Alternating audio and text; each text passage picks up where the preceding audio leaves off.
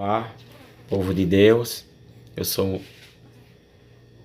um leigo na Igreja Católica, meu nome se chama João Batista Ferreira, estou aqui para mais uma pequena catequese. Já fiz 2 vídeos, já mostrei a unidade da igreja, só é uma, mostrei o papado de São Pedro pelas Sagradas Escrituras e agora vamos falar da Santa Eucaristia, um dos 7 sacramentos da Santa Igreja. Desde já agradeço por os inscritos, pelas curtidas e que compartilhe para mais pessoas, para que essa pequena catequese chegue a mais pessoas e assim sirva para mais pessoas entenderem a fé católica. Vamos entender o que o nosso Senhor Jesus Cristo falou na última ceia antes da subida a Jerusalém. Nosso Senhor Jesus Cristo falou assim, nesses termos. A seguir, Jesus tomou um pão, agradeceu a Deus, ao partiu, distribuiu a eles, dizendo: Isto é meu corpo que é dado por vocês, façam isto em memória de mim. Aqui já foi uma ordem, Jesus mandou fazer, repetir várias vezes o que ele tinha feito naquele momento, né? E ele deixa bem claro, né? Que é o corpo e o sangue que está sendo oferecido ali por todos nós ao Pai, em ação de graças, né? Que a Eucaristia significa isso, ação de graças, né? Vamos ver o que falou nosso Senhor Jesus Cristo no capítulo 6 de São João. Jesus falou assim, no capítulo 6, versículo 51. Jesus continuou: Eu sou o pão vivo que desceu do céu. Quem come deste pão viverá para sempre. É o pão que eu vou dar, é a minha própria carne, para que o mundo tenha vida. Jesus deixou bem claro, o pão que ele ia dar era a sua própria carne, o seu próprio sangue, era o sacrifício perfeito que Jesus ia fazer naquele momento por todos nós. Estava caminhando para Jerusalém, ele já sabia do que ia acontecer. Os judeus, as autoridades dos judeus ficaram escandalizados, como pode um homem querer dar sua própria carne, seu próprio sangue. Eles começaram a achar que era canibalismo que Jesus estava falando. E até muitos dos discípulos de Jesus estranharam a maneira que Jesus falou, tão dura. Não era algo ilusório, era algo duro de se escutar, né? O que Jesus falou, nosso Senhor. E eles falaram assim, os discípulos do nosso Senhor, depois dessas palavras. Depois que ouviram estas coisas, muitos discípulos de Jesus disseram: Esse modo de falar é duro demais. Quem pode continuar ouvindo isso? Jesus sabia que seus discípulos já estavam criticando o que ele tinha dito.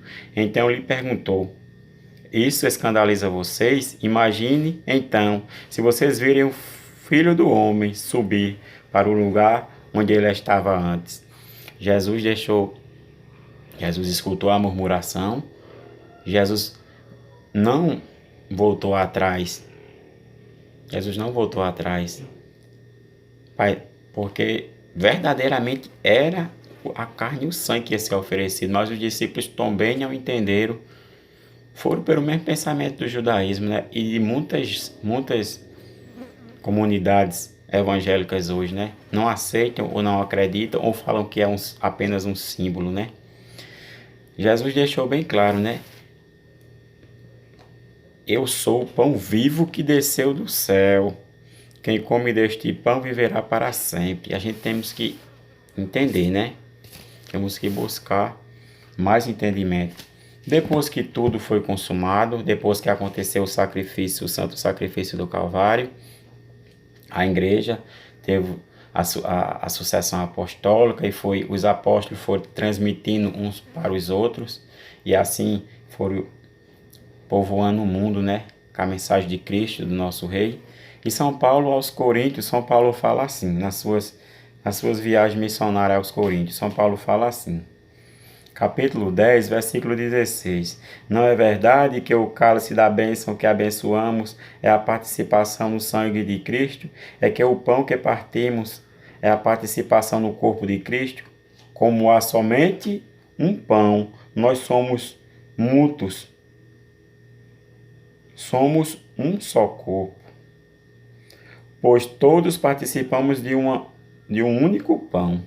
São Paulo deixou bem claro, somos muitos, mas há um só corpo e um só pão. Não pode ter mais do que isso. Não pode ter vários corpos e vários pães, né? São Paulo deixou bem claro aos coríntios, para que não houvesse enganação. E ele, sabendo da situação dos coríntios, da situação como eles viviam, São Paulo deixou bem claro para não receber o corpo do nosso Senhor de qualquer jeito. Coríntios, a mesma carta aos Coríntios, Coríntios 1, capítulo 11, um capítulo a mais do que o 10, do que ele falou isso, São Paulo deixou essas explicações para os coríntios. Capítulo 11, versículo 27. Eis porque todo aquele que come do pão ou bebe do cálice do Senhor indignamente será réu do corpo e do sangue do Senhor. Por consequente, que cada um examine a si mesmo antes de comer deste pão e beber deste cálice. Pois aquele que come e bebe sem discernir o corpo, come e bebe a própria condenação. Eis porque há entre vós tantos débeis, enfermos e muitos morreram. São Paulo deixa bem claro, essa morte, São Paulo fala que é a morte espiritual. Não se fala da morte carnal, né?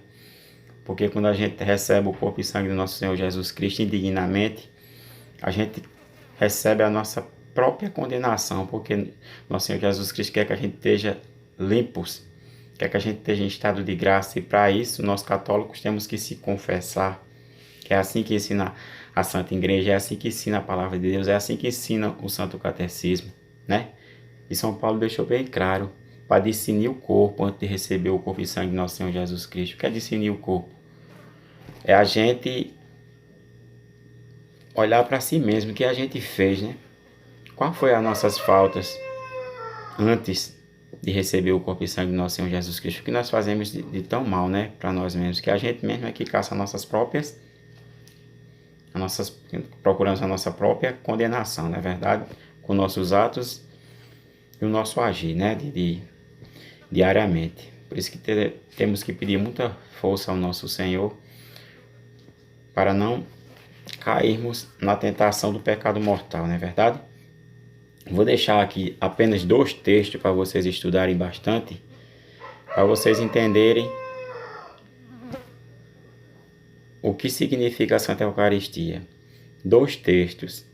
João, capítulo 6, versículo dos 51 ao 62, quando nosso Senhor Jesus Cristo fala que Ele é a verdadeira comida e a verdadeira bebida, para nós entendermos isso. E vamos prestar atenção no versículo 60, a reação dos discípulos, né? Você vai ler atentamente. Se você puder ler mais de uma vez, é melhor ainda. Capítulo 6 de São João, versículo do 51 ao 62. E para você entender a responsabilidade de receber o corpo e sangue do nosso Senhor Jesus Cristo, você vai ler 1 Coríntios, capítulo 11, versículos do 17 ao 34. Para vocês entenderem, né? A grande responsabilidade que a gente tem, né? Como católico, né? Aprofundar mais na Palavra de Deus, vamos buscar esse aprofundamento, para que cada vez temos mais entendimento, né? Do grande ministério, né? Que o nosso Senhor Jesus Cristo nos deixou, né? Da Santa Eucaristia. No Catecismo tem várias passagens que mostram vários números, mas no Catecismo você vai encontrar como a Santa Eucaristia começou desde a época dos apóstolos até o dia de hoje. Você vai encontrar no número 1343, 1344. São esses os números, mas tem vários outros. Se você procurar, vai ter vários. Mas esse daí mostra lá do Ato dos Apóstolos e você vai ter mais um entendimento, né? O Catecismo vai explicar para a gente. Pois é isso, galera. Compartilhe esse vídeo, se inscreva no canal. Agradecemos por todos os inscritos. Vamos terminar esse vídeo com essa mensagem que Jesus nos deixou. Escutamos essa mensagem atentamente. Jesus falou essa mensagem em João 6, versículo 26. Jesus falou assim: eu garanto a vocês, vocês estão me procurando não porque viram sinais, mas porque comeram os pães e ficaram satisfeitos. Jesus está nos advertindo para a gente não procurar Ele somente quando nós estamos com algum problema físico, com algum problema espiritual, mas sim permanecer perto dEle. Se nós buscamos nosso Senhor Jesus Cristo só porque estamos com algum problema e depois se afastamos dele depois que conseguimos a graça,